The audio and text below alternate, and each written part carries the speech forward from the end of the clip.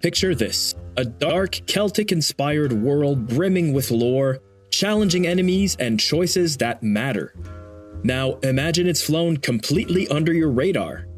Meet Drova, Forsaken Kin, an indie RPG with overwhelming positive reviews on Steam that's quietly making waves amongst RPG enthusiasts. But is it the best indie RPG of 2024? Let's dive in. Drova is obviously inspired by classic RPGs like Gothic and Morrowind, but it forges its own path. Developers Just2D said, "We've never made a secret of what we're inspired by and which role-playing games we liked. We missed classic role-playing games like Gothic, so the fact that Drova is now being compared to Gothic is an honor for us." At the heart of Drova is its beautifully crafted world. Inspired by Celtic mythology, the game is set in a land where factions fight for power and every decision you make has weight. Exploration isn't just encouraged, it's necessary, especially because there are no quest markers. Players praise how the game makes the world feel huge despite its relatively modest size. For example, during my first playthrough, I stumbled upon a hidden cave network leading to an entirely new faction's underground outpost. It wasn't even on the map, it was just there waiting to be found. The organic discovery makes Drova's world feel alive and rich. So let's talk about how the combat system is rewarding but ruthless. Combat in Drova is a throwback to the days when games demanded precision and strategy. It's punishing, but it's fair if you learn from your mistakes. The opening hours can feel brutal, enemies outmatch you and gear is pretty scarce. Many players, myself included, found the lack of early weapons and armor kind of frustrating. Honestly, I almost gave up at the 2 or 3 hour mark because running around practically naked isn't just challenging, it's borderline comedic. However, this struggle makes every piece of gear you finally acquire all the more rewarding. When you find a decent sword or piece of armor, it's not just a stat boost, it's a straight-up victory. While the combat shines in intensity, I feel like its steep learning curve could alienate newcomers. Some balancing tweaks, especially in the early game, would make the experience more accessible without losing its edge. One of Drova's standout features is its approach to exploration and how the world map encourages it. The game presents a semi-open world that feels vast and interconnected.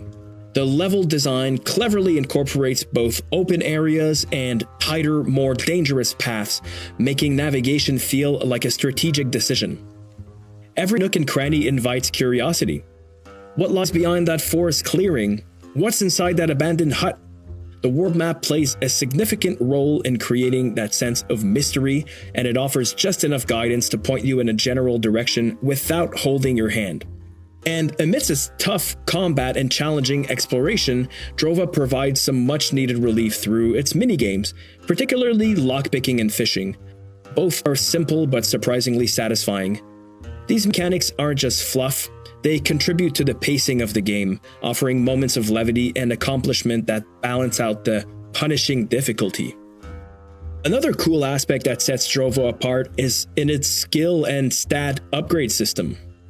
Unlike most RPGs where you distribute points freely, here you need to find trainers to improve your skills. This mechanic adds another layer of immersion. It makes the game world feel more alive and interactive, as progression ties directly into the NPCs. It also forces players to plan their builds thoughtfully, ensuring they explore towns and settlements to uncover various trainers. One of the game's most celebrated features is its faction system. There's no clear right or wrong path. Each faction offers unique quests, rewards, and moral dilemmas. Your choices shape not just your character, but also the world around you. For example, supporting one faction could lead to a city flourishing under new leadership, or another being overrun with monsters. These moments feel impactful, and they stay with you long after you've made your choices.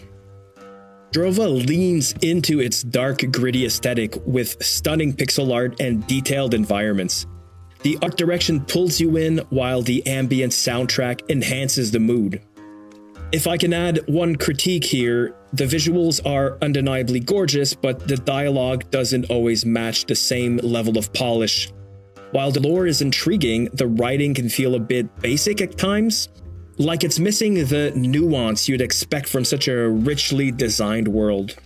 So why does Drova work?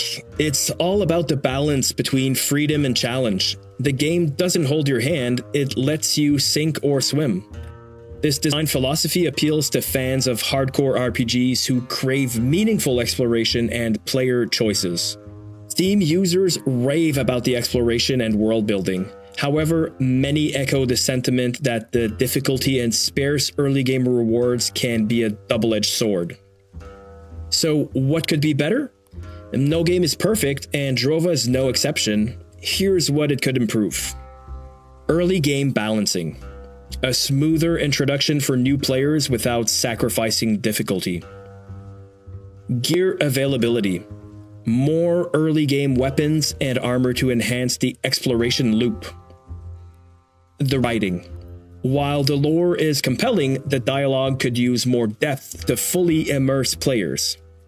And lastly, the overly complicated puzzles, like this one, where I had never even seen a sound puzzle before in the game, or a lyra instrument, or any instrument for that matter, and I was somehow supposed to figure it out. I personally would never make a puzzle where the only solution is to look online. Maybe the game could have made me play a song with a lyra by the campfire moments before so that instrument was fresh in my mind? So, is Drova Forsaken Kin the best indie RPG of 2024?